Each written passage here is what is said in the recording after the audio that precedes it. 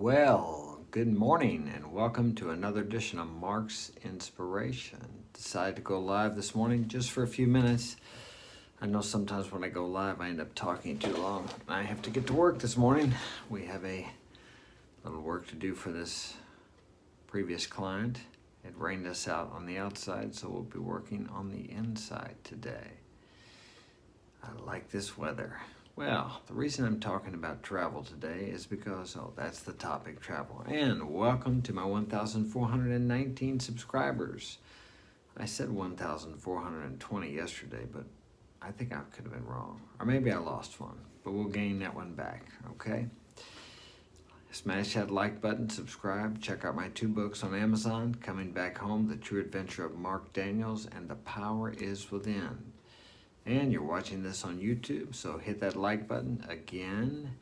And what was I going to say? You can check me out on Instagram at Mark's Inspiration. I put a video out there every day. So let's go. I'm going to talk about travel. I was thinking about traveling to Venezuela, but it's extremely dangerous. But as I was reading about it, I thought about this. How lucky we are to live in the U.S. and how unaware, or I would use the word ignorant, but it sounds like I'm bad-mouthing women. And men, it's the same with men here too. If you've never traveled out of the U.S., you don't know how good you have it. You live in a bubble. Hey, what's up, Wade? Glad you could join me. You live in a bubble here in the U.S. If you've never traveled out, we have such a safe country. Of course, if you watch the news, you would think that you're going to get killed every time you walk out your front door. But I live in a place here where there's not bars on the windows. We don't have a metal, solid steel door that you would have to have a cutting torch to get in, or a battering ram, or a tank, or maybe a bazooka. The walls aren't block. You can break into most houses with a utility knife, cut through the vinyl siding and the drywall, and you're in. Not so in other countries that I've lived in. And the country I was speaking about, Venezuela.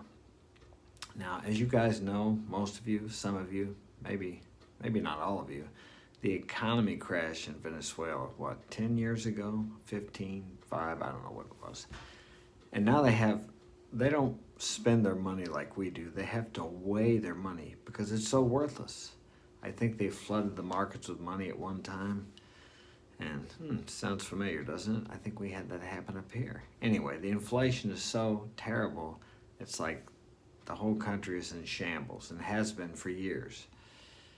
That could happen here. And if it did happen, I'll guarantee you people would revert to their, natural gender roles very quickly. We probably wouldn't have too many strong, independent women. We would have women looking for strong men. Maybe even what they call toxic masculinity type men. Surely not. Yes, they probably would, because it would become very dangerous. So let me read to you what I was reading this morning. Now, you have to bear in mind that the government, they said this about Latin America, the country I went to down there years ago. If you read these and believe all of it, you may never travel out of the U.S. And sometimes I think that's what the government wants. Less than 20% of Americans have passports. So let me read some of this. Okay, this is about Venezuela. It says, big red letters, do not travel to Venezuela. Do not. It's like red highlighted up on the top of the page here. Last update, this was Travel Advisory, July 19, 2022. Do not travel to Venezuela due to crime, civil unrest, poor health infrastructure, kidnapping, and the arrest and detention of U.S. citizens without due process or fair trial guarantees. Okay. Exercise increased caution in Venezuela due to terrorism and wrongful detentions. All right. Now, back in 2019, the U.S. Department of State announced the withdrawal of diplomatic personnel from U.S. Embassy Caracas. All consular services, routine, and emergency remain suspended until further notice. The U.S. government has limited ability to provide emergency services to U.S. citizens in Venezuela. U.S. citizens in Venezuela who require consular services should try to leave the country as soon as safely possible and contact the U.S. Embassy or consulate in another country. Violent crimes such as homicide, armed robbery, kidnapping, and carjacking are common. When was the last time you heard of a kidnapping up here? I haven't heard of one for quite some time. Carjackings? That kind of went out of style a while back, didn't it? Demonstrations typically elicit a strong police and security force response that includes the use of tear gas, pepper spray, and rubber bullets against participants and occasionally devolve into looting and vandalism. Okay, this country is extremely poor. I've talked to people there, and sometimes the electric will go out for days. They don't have water. They have to have it hauled there because the city's water systems aren't working correctly. Very poor, very poor. What is the old thing? The love of money is the root of all evil. Actually, it's the lust of money. I think it should be poverty is the root of all evil. Because unlike some of you, I've lived in foreign third world countries, and it's poor as hell and it's dangerous as hell. So if you can get a chance to experience that, I mean, you can stay safe, but it's just good for you because it lets you. I didn't appreciate America either until I really went out there and lived the way most of the world lives and realized that it's pretty damn poor and dangerous in most of the world. We live in a paradise here and we don't even know it. If you appreciate what you have here, that's great. I really didn't appreciate what I had here until I actually lived somewhere else. I was out of the country for 6 years in a third world country. I never appreciated a washer and dryer, a microwave, a refrigerator until I lived without one for months at a time. And we have so many luxuries here. And it's so much safer here. Every time I flew back into the U.S. from a third world country, there was a feeling of safety and cleanliness because it's not clean in third world countries. There's trash all over. People just piss on the streets because there's nowhere else to go. They take a dump on the streets. It's right there in front of you. They don't think anything about it because that's just normal. And it is dangerous, extremely dangerous. I was robbed once. I was robbed with guns once. I had someone else try to rob me. I had another person try to assault my wife. 2 people tried to assault my wife while I was there, and I had to physically stop that. So people hear me talking about, hey, you need to protect your woman. It's kind of like what Tate talks about protecting your woman. They act like he's Neanderthal or living in the 13th century. Well, in the real world, that's a real necessity. But people here grow up in these areas where I've been in the neighborhoods here around St. Louis. The yards are perfectly manicured. It's like safe city.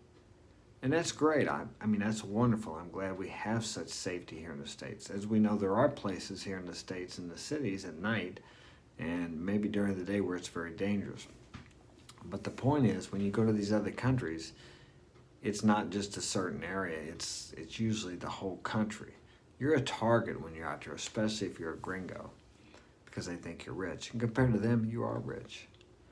So let me see what else they have. Let's see what else wonderful things they have to say here. The department has determined that at least one U.S. national is wrongfully detained by Venezuelan government. Now, in this case, they don't tell you why. He could have been caught with drugs.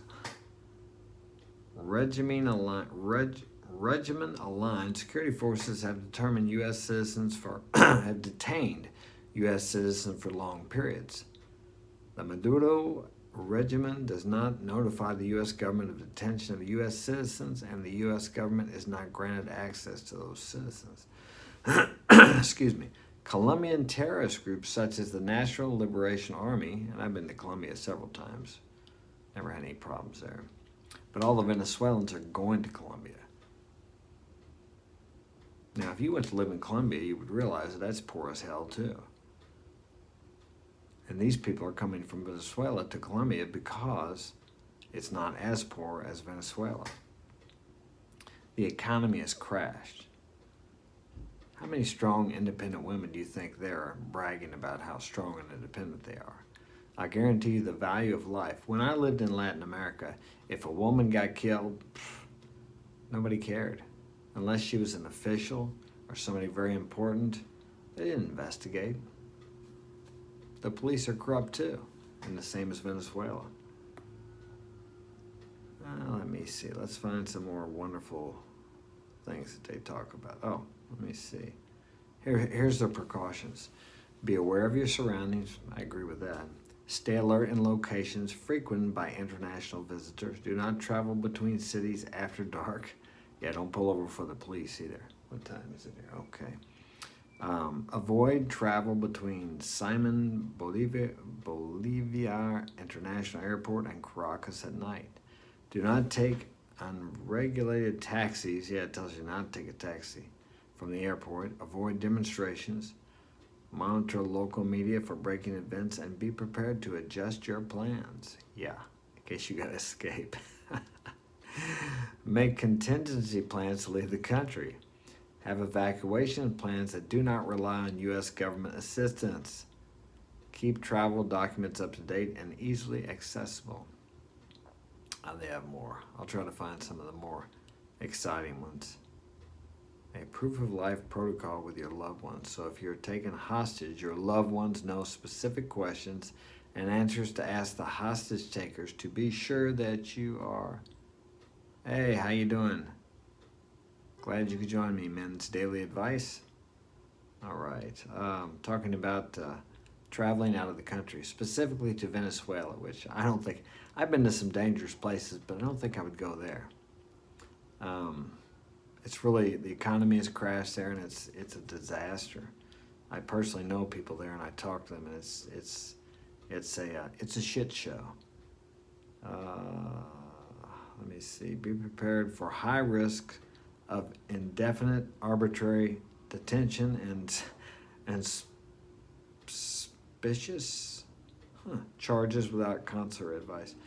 Basically, you have to worry about the criminals, the kidnappers, and the government and the police. So there is no protection or safety there.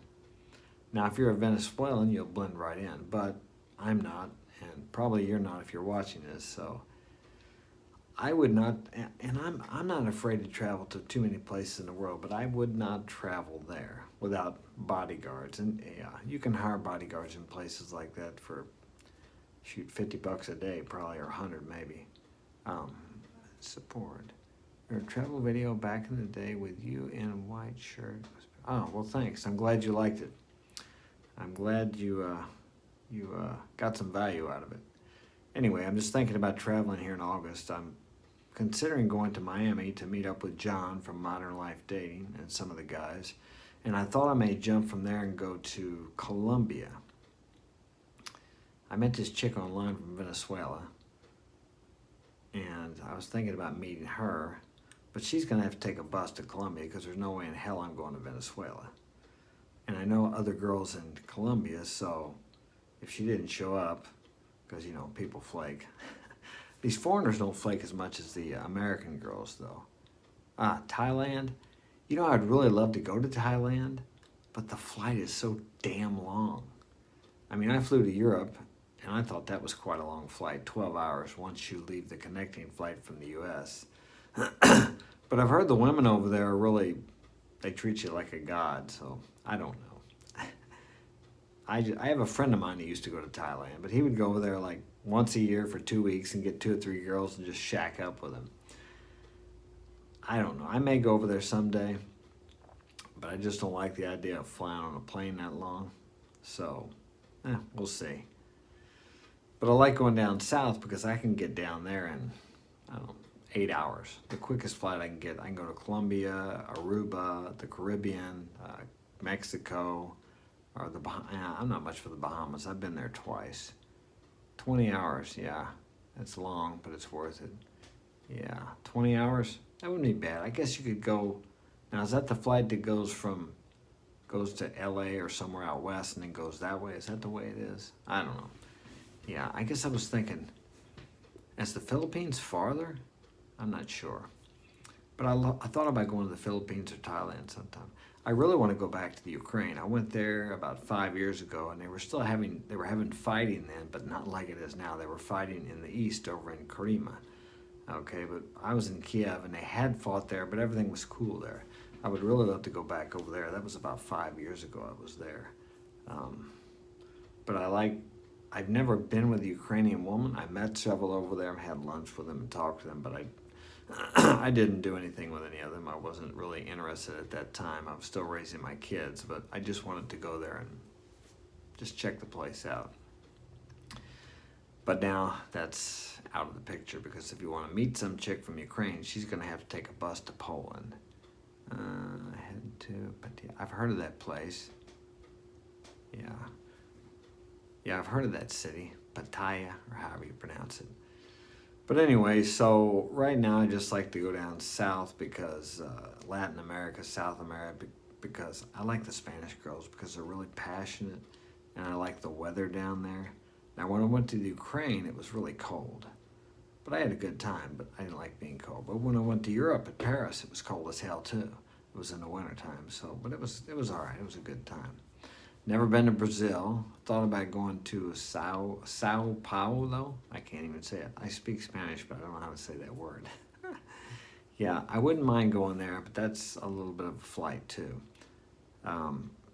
I like to go to Cancun, but that's kind of just a tourist place. I've been there several times. But what I like to do is, I have a girl from Medellin I go out with, and I will fly her to Cancun. I'll meet her there. Now, that's what I did when I went to the Dominican Republic last time I traveled, and that's not too bad of a flight, and I flew her in from Medellin.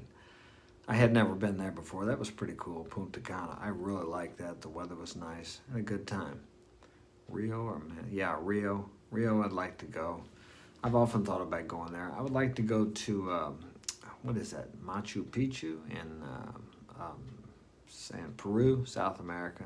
That's a long flight too. So I don't mind these long flights as long as the connections work out okay. But if you miss one of your connections, that can be I won't say the word, a disaster. Anyway, I gotta get to work. Hey, thanks for joining me, guys. It's a pleasure.